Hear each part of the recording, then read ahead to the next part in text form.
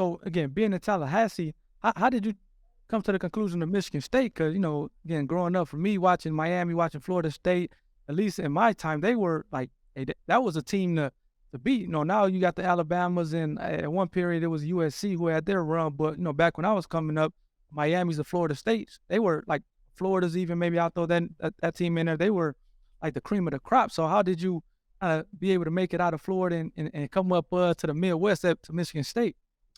Yeah, honestly, Brother Spears, I'm glad things happened the way they did, but I never envisioned myself being a Midwesterner or coming to Michigan State. That was never in my future or my plan.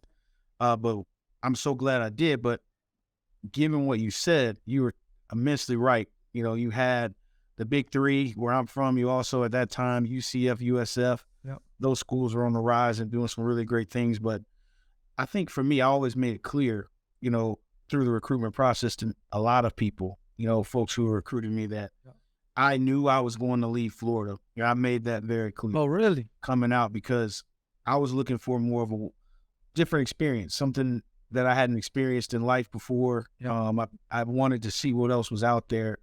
And that exposed me, which led me to finding some amazing schools that were my top schools that I ended up choosing.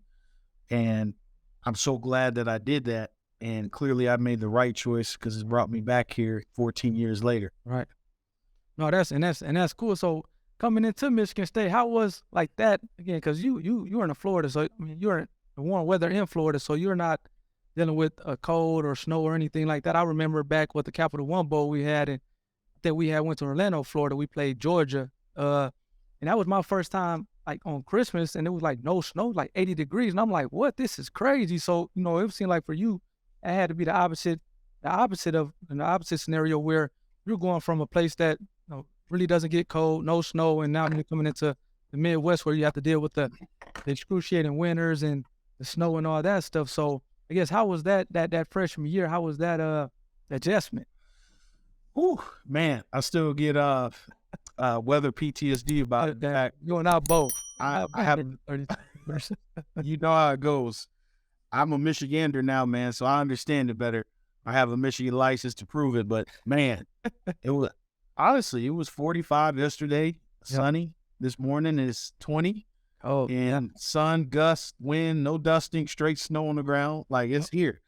But I think for me, it was a tough adjustment because coming in here, it was about 7, 8 of us who signed from Florida. Okay. So, many of us were under the impression that when it snowed, the sun was still out, all these things were going to happen to us that we saw on our visit, which was intentionally and strategically managed when we came. Yeah. So, and how we came, when we came, how we entered, all those different things. So, boy, were we ever in for a rude awakening when we really got some snow and the cattle became our best friend. No, yeah. No, yeah, the cattle will save you, especially in the wintertime. Sure. But being from like on the field, how was that adjustment? Because again, you came